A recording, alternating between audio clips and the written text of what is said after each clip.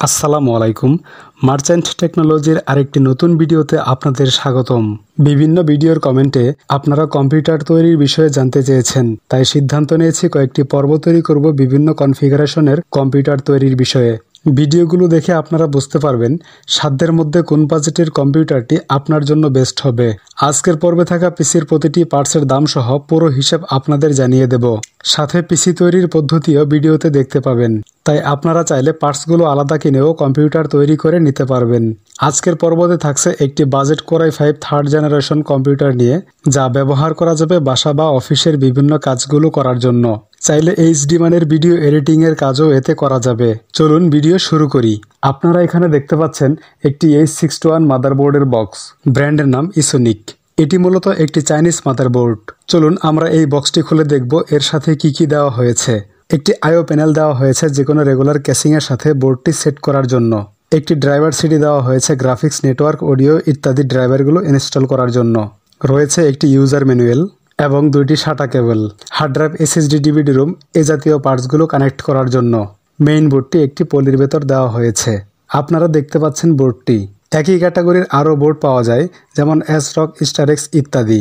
এগুলোর মান এবং দাম প্রায় একই রকম। এই মাদারবোর্ডগুলোর সাথে প্রসেসর হিসেবে ব্যবহার করা যাবে ইন্টেলের সেকেন্ড এবং থার্ড জেনারেশনের কোর i3, কোর i5 ও কোর i7 এর প্রসেসর। বুঝতেই পারছেন পরবর্তীতে অনেক আপগ্রেড করার সুযোগ থাকছে। র্যাম ব্যবহার করা যাবে 1333 মেগাহার্টসের সর্বোচ্চ 16 জিবি পর্যন্ত। ইনপুট আউটপুট সুবিধা হিসেবে এতে রয়েছে 6টি ইউএসবি পোর্ট, একটি ভিজিএ পোর্ট, একটি এইচডিএমআই পোর্ট, একটি RJ45 ল্যান কানেক্টর ও রেগুলার অডিও পোর্ট। আপনারা দেখতে পাচ্ছেন পোর্টগুলো। বোর্ডটিতে একটি প্রসেসর, 2টি র্যাম, সাথে রয়েছে পিসিআই স্লট, আলাদা গ্রাফিক্স কার্ড ব্যবহার করার জন্য। প্রয়োজনীয় ডিভাইসগুলো ব্যবহার করার জন্য সব ধরনের কমন ইনপুট ও আউটপুট ব্যবস্থা থাকায় ঘরে বা অফিসিয়াল কাজে এ ধরনের বোর্ডগুলো ব্যবহার করা যায়। সাথে 1 থেকে 4 টেরাবাইট হার্ড ড্রাইভ ব্যবহার করতে পারবেন প্রয়োজন মতো। একটি এসএসডি কার্ড লাগিয়ে নিলে কম্পিউটারের স্পিড বৃদ্ধিতে সহায়ক হবে। বোর্ডটির সাথে প্রসেসর হিসেবে এরকম ইন্টেলের সেকেন্ড ও থার্ড জেনারেশনের core i3, core i5, core i7 প্রসেসরগুলোর যে কোনোটি ব্যবহার করা যাবে। কোর i5 থার্ড জেনারেশন প্রসেসরটি মাদারবোর্ডে সেট করা হলো। প্রসেসরটি ঠান্ডা রাখার জন্য প্রয়োজন একটি কুলিং ফ্যান। আপনারা দেখতে পাচ্ছেন ফ্যানটি। সাধারণত এরকম কুলিং ফ্যানের হিট সিঙ্কের নিচে থার্মাল পেস্ট দেওয়া থাকে। কুলিং ফ্যানের নিচে থার্মাল পেস্ট না থাকলে কম্পিউটারের দোকানে সিরিঞ্জ এবং প্যাকেট আকারে 10 থেকে 30 টাকার মধ্যে কিনতে পাওয়া যায়। চাইলে সেগুলো কিনে আনতে পারেন। এগুলো সাধারণ কোনো আঠা নয়, থার্মাল পেস্টের মধ্য দিয়ে হিট ট্রান্সফার হয় এবং এগুলো পড়ে যায় না। সুতরাং বিকল্প কিছু ব্যবহার করা যাবে না। প্রয়োজন মতো আঠা দিয়ে ফ্যানে থাকা 4টি লক ভালোভাবে আটকে দিতে হবে, যেন কোনো লক খোলা না থাকে। ফ্যানটি আটকে গেলে সাথে থাকা কানেক্টরটি মাদারবোর্ডে লাগিয়ে দিতে হবে। ভিডিওতে দেখানো প্রতিটি পার্টসের মূল্য ভিডিওর শেষ অংশে আপনাদের একটি লিস্ট আকারে দেখানো হবে, যা দেখে কম্পিউটার পার্টসের বর্তমান বাজার মূল্য সম্পর্কে কিছুটা ধারণা পাওয়া যাবে। এখন র্যাম বসানোর পালা। র্যাম ও স্লটের কাটা দেখে সঠিকভাবে বসিয়ে দুই পাশের লক আটকে দিতে হবে। এখানে টুইনমোসের 8 জিবি র্যাম ব্যবহার করা হলো।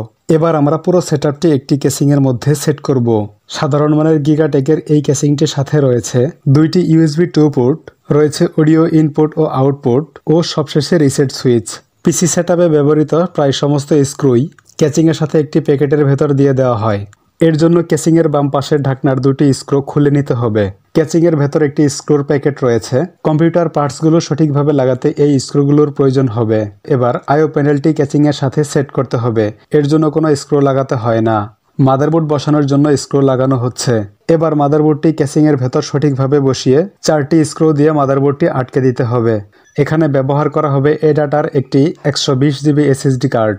এই 120 জিবি এসএসডি কার্ডের ভেতরেই উইন্ডোজ সেটআপ করা হবে। এসএসডি কার্ড লাগালে কম্পিউটারে স্পিড বৃদ্ধি হয়। এসএসডি কার্ডের অনেক বেশি ওজন না হওয়ায় মাত্র 2টি স্ক্রু দিয়ে এটি লাগানো হলো। আপনারা চাইলে 4টি স্ক্রুই লাগাতে পারেন। এবার আমরা হার্ড ড্রাইভ প্রসঙ্গে আসি। এ ধরনের কম্পিউটারের সাথে অনায়াসে ব্যবহার করা যায় 2 টেরাবাইট কিংবা 4 টেরাবাইট হার্ড ড্রাইভ। কিন্তু বাজেটের কথা চিন্তা করলে আছে বিকল্প ব্যবস্থা। চাইলে এটি দিয়েও কাজ চালিয়ে নেওয়া যেতে পারে। এখানে জেনে রাখুন 500 জিবির এই হার্ড ড্রাইভটি সম্পূর্ণ নতুনের মতো দেখালেও বাস্তবে এগুলো পাবেন রিফাবলিশড অবস্থায়, অর্থাৎ বিদেশ থেকে ব্যবহার হয়ে এসেছে। তবে এগুলোর সাথেও দেওয়া হয় 1 বছরের ওয়ারেন্টি।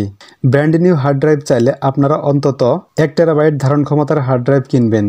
হার্ড ড্রাইভটিও 2টি স্ক্রু দিয়ে লাগানো হলো। মাদারবোর্ডের সাথে ডেটা সংযোগের জন্য হার্ড ড্রাইভ ও এসএসডি কার্ডের সাথে SATA কেবল 2টি লাগাতে হবে মাদারবোর্ডের যে কোনো 2টি SATA পোর্টে। এরপর ক্যাচিংয়ের সামনে থাকা সুইচ ও এলইডি লাইটগুলো সংযুক্ত করতে হবে মাদারবোর্ডের সাথে। পিনগুলো লাগাতে অনেকেরই সমস্যা হয়, তাই পিনগুলো লাগানোর একটি ছবি দিয়ে দিলাম যেন আপনারা সহজে লাগিয়ে নিতে পারেন। এবার ক্যাচিংয়ের সামনের দিকে থাকা ইউএসবি পোর্ট ও অডিও পোর্টগুলো ব্যবহার করতে কানেক্টরগুলো মাদারবোর্ডের সাথে সংযোগ করতে হবে। কাজটি সহজ, কারণ পোর্টে ও মাদারবোর্ডে লেখা থাকে কোনটি কি কেবল। এগুলো সাধারণত উল্টো করে লাগানো যায় না, তাই ভুল হওয়ার সম্ভাবনাও কম। এবার এলোমেলো সবগুলো কেবল গুছিয়ে নিতে হবে যেন কুলিং ফ্যানের সাথে না লাগে। এখনকার কম্পিউটারগুলোতে আর ডিভিডি ড্রাইভ ব্যবহার করা হয় না। এখন পাওয়ার সাপ্লাইটি কেসিংয়ের ভেতর লাগাতে হবে। এটি সাধারণ মানের V1-এর একটি পাওয়ার সাপ্লাই। পাওয়ার সাপ্লাইটি ক্যাচিংয়ের ভেতর বসিয়ে 4টি স্ক্রু দিয়ে ভালোভাবে পাওয়ার সাপ্লাইটি আটকে দিতে হবে। এবার পাওয়ার সাপ্লাই ও মাদারবোর্ডের মধ্যে সংযোগ করতে হবে। 24 পিন এবং 4 পিনের পাওয়ার সংযোগ শেষ হলে এবার হার্ড ড্রাইভ ও এসএসডির পাওয়ার কেবলটি সংযোগ করা হচ্ছে। সবগুলো পিন কানেক্ট করা হয়ে গেছে। এখন কম্পিউটার তৈরির কাজ শেষ। এবার এতে উইন্ডোজ 7, 8 ও 10 যে কোনো অপারেটিং সিস্টেম ইনস্টল করলেই কম্পিউটারটি ব্যবহারের উপযোগী হয়ে উঠবে। অনেকেই উইন্ডোজ সেটআপের বিষয়ে জানতে চেয়েছেন, তাই একটি পেন ড্রাইভে যে কোনো উইন্ডোজ বুটেবল করে খুবই সহজভাবে কিভাবে যে কোনো উইন্ডোজ সেটআপ করা যায় তার একটি গোছানো ভিডিও আমার চ্যানেলে ইতিপূর্বে আপলোড করেছি। ভিডিওটি দেখলে আপনারা যে কোনো কম্পিউটারে ও ল্যাপটপে উইন্ডোজ সেটআপ করতে পারবেন। ভিডিওটির লিঙ্ক আমি আই বাটনে ও ডিসক্রিপশনে দিয়ে দেব। আমরা এবার দেখব কত টাকা লাগবে এরকম একটি কম্পিউটার তৈরি করতে। হিসেবটি ডিসপ্লেতে আপনারা দেখতে পাচ্ছেন। এই হিসেবের যে দোকানদার হয়তো কিছুটা কম বেশি চাইতে পারে। আপনারা দোকানদারের সাথে কথা বলে দাম ঠিক করে নেবেন।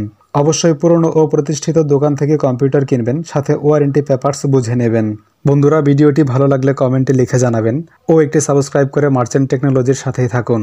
ভিডিও আজ এখানেই শেষ করব। ভালো থাকবেন সবাই। আসসালামু আলাইকুম।